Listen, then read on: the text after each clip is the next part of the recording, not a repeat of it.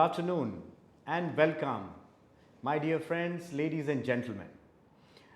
Today I have the privilege of having with me my dear friend, Mr. Thomas from Germany. He has a wide experience in industry and he started his career with Hilton Group of Industries, then moved to few more industries, and presently from 2008 onwards he is a partner with his own consultancy company, management consultancy company in Germany. He is a very preferred and renowned executive coach, a leader of change management, the gentleman who can bring in change in your organization and also in people. So it's a privilege talking to him today. Welcome, Thomas. Thank you very much, Prashant. And you have been for the first time in India. Yes. So the very obvious first question before we move to the little more theoretical or the management topics, how this trip has been and what's your first impression about this country?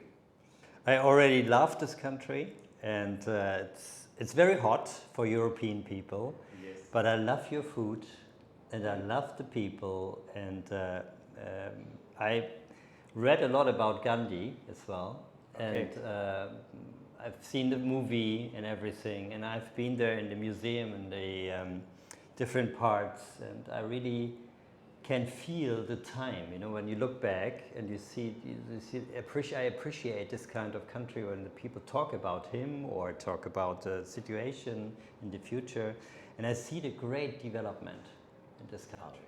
That's wonderful. And could you notice, because you have been traveling in South and then you come to Mumbai, and do you feel that's we call it, you know, we have unity in diversity? Could you see the diversity? The people are different, the languages are different, the food is different.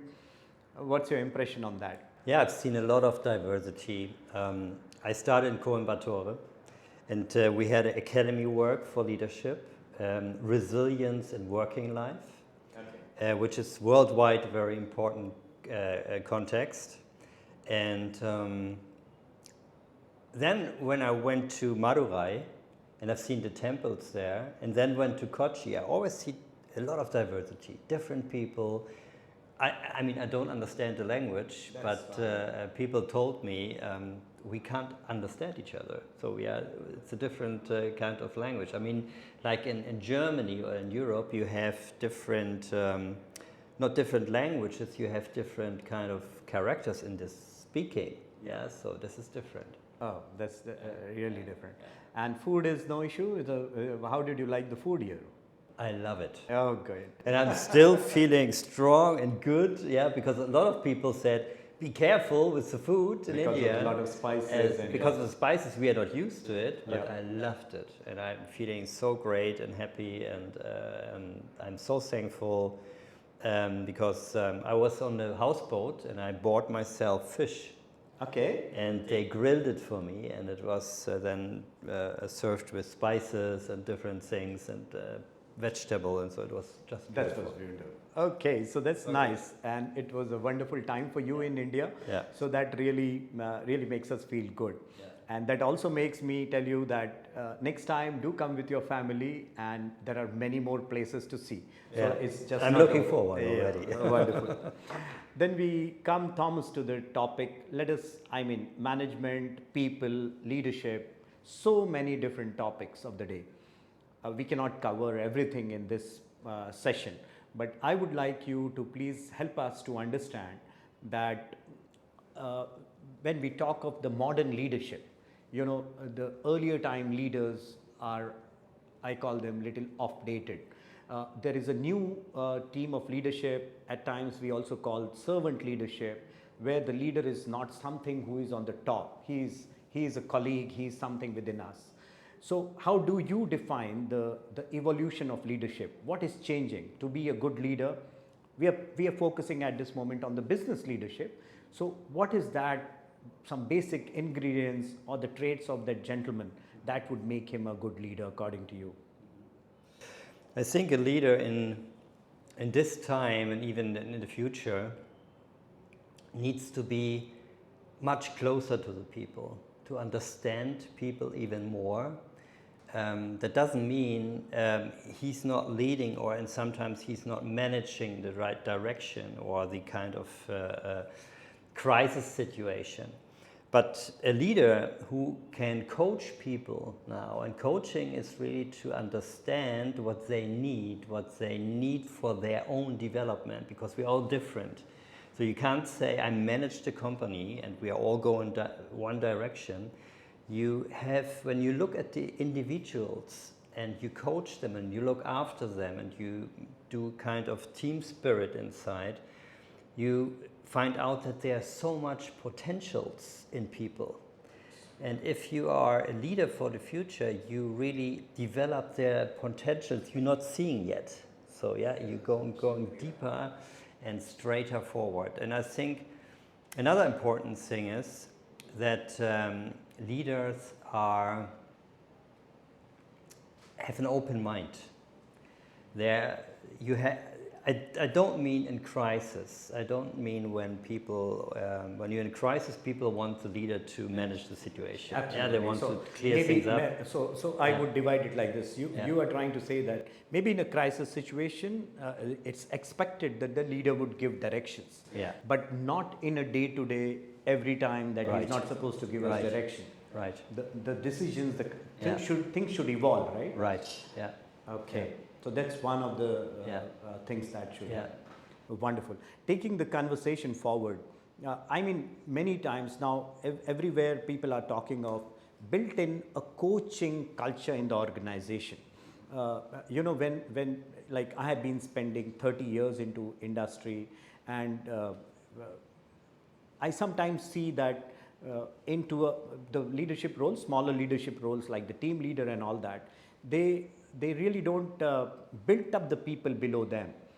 And when I have consulted few of the my friends and the guides, they said develop a little coaching culture.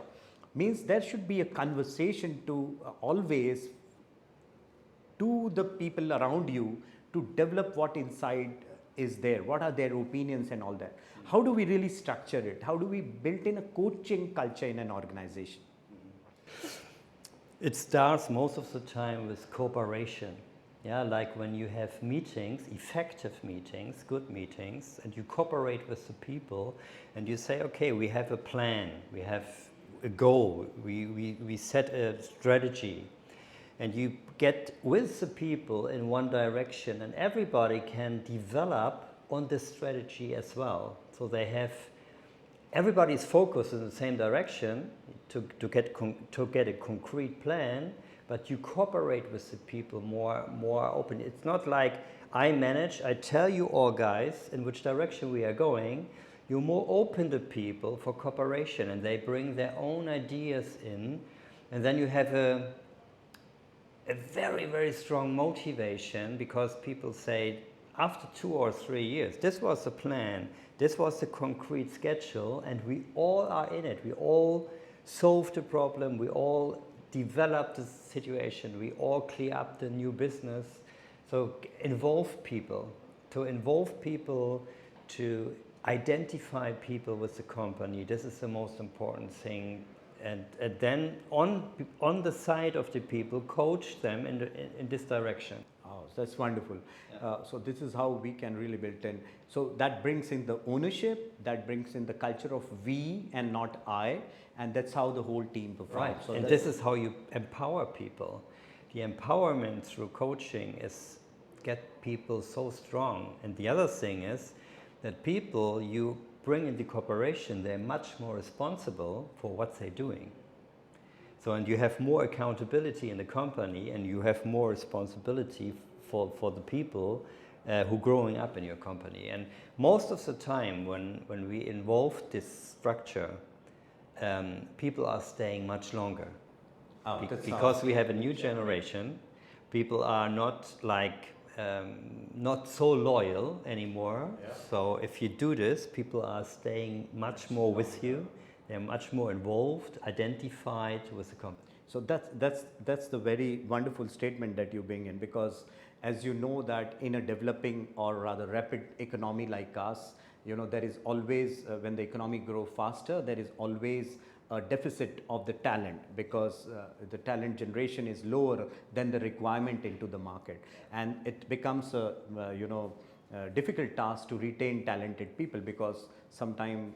So, are there many other methods like retaining people apart from bringing in the you make them incentivize, you bring little ownership? What more can the industry do as an organization? What more we can do so that people live more longer? I mean, not live, I mean, retain more longer in the organization, especially the talented ones, because they are the one who have the various opportunities outside very quickly.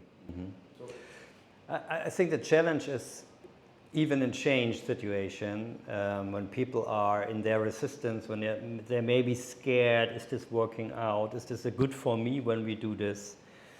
I really like to work with Claire Graves. This is a psychologist, and we work with driving systems. Okay. And when you find out the drive of the people and the resistance of the people, and you can see this, or even you talk about this and they get a report, an evaluation of this. So, and the leader and the team knows from each other what is your driven system, what's your drive and what's your resistance. And you give them more of the driving system, what they really motivate and what they let's go forward, and you reduce the resistance. This is so important, and then you can keep people for a very long time. That is also, I mean, so well said. Now coming to earlier, when we are children, we have teachers. Mm-hmm. Then we get some mentors. Mm-hmm. But when we grow up seniors, everybody says that now you need a coach. Mm-hmm. So at times people feel that teacher, mentor, coach are actually the same names, but I understand they are different. Sure. How do we differentiate between a teacher, a mentor, and a coach? Sometimes we mix up all of them. So how would you differentiate these three different roles as a leader? Mm-hmm. The leader has, you just said it, has different roles. Yeah. And this is so important. Most of the time when I work with leaders, they have to paint a big roll cake. And in this roll cake, they put all the roles in. And I ask them all the time, what's the difference now? Mm-hmm. And people say it's all the same. Because when I mentor, a teacher, or a coach, it's all the same. I do all the things. And I always say, this is a danger that we are thinking this. Okay. Because you have to teach people, you have to develop people, you have to inform them, to get them into the content of the business. This is very important, that they get the knowledge. And you have to be, as a mentor, you have to be a role play. Yeah, you have to be somebody who says, okay, I can do this. I did this for many years, so I know how it works. And now the difference, when you develop people, to identify them, to get them deeper in the business, the coaching is like when I ask my employees questions, and they answer, and they feel this person is not with me, he's not listening to me, then I'm out of the coaching, because I have to be really, really interested in this person. When I'm teaching, when I'm a mentor, I'm in my role, I present things. As a coach, it's so important that I ask the right question to develop the person. So it's helping to self-help. Oh my God. So it's helping to self-help. Yeah, that is self-development. Yeah. When you see my employees develop themselves, they are so proud. They are so inside strong, and they are say, okay, I did this job, and then it's like a stair to go up, and you will see you feel a great development. And the coaching is really to bring them in this situation that they think about it. What's the next step? Some people, when I was working for Hilton, in my office, I was manager in Nairobi, and I had the intercultural teams, and I had in my office, I had a sheet there, and I was standing, please come with a solution. The people opened the door, they see the sign, they went out again. And then they came in again. Okay. And they said, okay, I think I have an idea. Yeah. And they told me the idea, and I said, okay, this is perfect. Just add this one point, and then the business is great. You can do it exactly like this. This is coaching. Yeah, where the ideas are also coming from them. We help them to generate ideas or solutions for the problem that they have. Yeah. So maybe 80% or 90% of the solutions to the problem people have are already lying with them. Yes. But that's how the coach brings it out, right? Yeah, Oh, right. that's so wonderfully said. Right. Thank you. And maybe now because we have limited time, you have to take your flight back home. So one question that we come is on the change management. People are generally used to a particular style of working, and that's how they feel that that's the best style to work. And whenever we try to bring in a new system, maybe a new CRM system or maybe a new reporting system or something, there's a huge resistance for the new system. And I mean, that's very common across. So as a leader, how do we really cope with this resistance to the change, and what can we do? How effectively we can motivate people to own that change because it is for the benefit of the organization? How would you present it? I'm with you when you say CRM. I think so many companies invest so much money in a CRM. Everybody is still using their old paper or Excel or whatever. So they're not really going with this. And then the next change is already gone. Yeah. So that means, first of all, it's so important all the time to have a really kickoff of the situation, to say this is urgent and get the people in. And the second part is to really understand why are there resistance, what their scan is. Not looking for, we have to do this, looking for their resistance and get in there, bring them to the future. I use a very good online game. It's a gaming, so leadership is as well to get more innovated, get more interest in new things. This is the new leadership, to involve or develop yourself. And I have a game when you have 8 or 10 stakeholders and they have to jump in one boat. Okay. And the leaders, they do it together, this game, and they have to find out what kind of characters are these 8 stakeholders has, what the resistant is. And then they have to have ideas, what should I use now? Should I have a coaching, a workshop, a mentoring? What's the next step? And then they find out, how can I really involve the people into the change that we are getting done. So I think the most important thing is to look at the resistance for the people and really to find out, there are three steps always in the change. It's I don't understand it, okay, I don't like it, or I don't like you as a leader. It's all these 3 things, and I have to find out what exactly this is, and then I clear it up.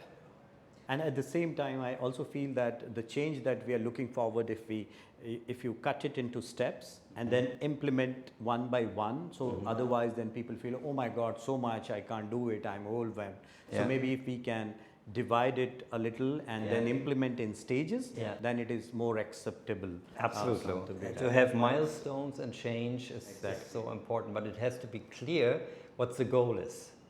And then little milestones, and new leaders, when they reach the milestone, when they reach the little goal, they have a party, they have a good time together. Because they said, we went together in this direction. So to help people to find their own way to go in there. Yeah. Fine, and maybe we end this conversation now. Thomas, thank you very much for sparing this time, because I know that if I go beyond this, then I would be charged, and I don't want an invoice from you at this moment. So thank you for being in India, and thank you for such kind words about India. You're most welcome.